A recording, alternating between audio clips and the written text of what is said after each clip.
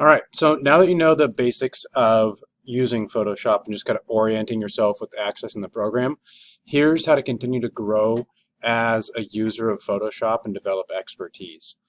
Right here, there are tutorials that say Learn Photoshop, and they're actually built into Photoshop. Now, your screen, because it's a little smaller, might look a little bit different, or if Photoshop has been updated, these categories of tutorials might change over time, but the concept here is exactly the same. Even if the words here are a little bit different, here's the concept. These are different categories of tutorials, and if you click into one, let's say, for example, photography, click into this photography tutorial, and now the first tutorial right here would be bring out colors in photography. When I click that and start it, here's what happens when you start any of these tutorials. A new project opens up. So you have a new tab here. Here's my other tab that I was working on. A new tab project opens up. And then you have directions that you read right here. And after you've read the directions and are sure that you did whatever the directions say, you hit next.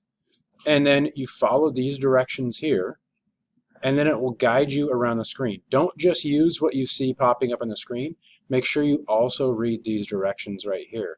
And you can go through and you'll flow through the tutorial and you'll learn all sorts of stuff about making really cool content on Photoshop.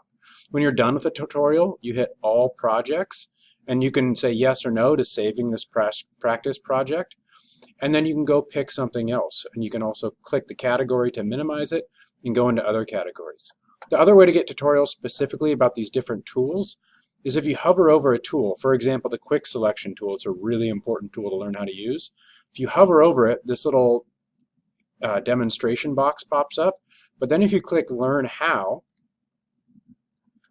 then it'll bring you to a tutorial that would use that tool, and then you'll learn how to use that tool within this tutorial. So that's how you access more tutorials in Photoshop that will teach you how to become an expert at using Photoshop.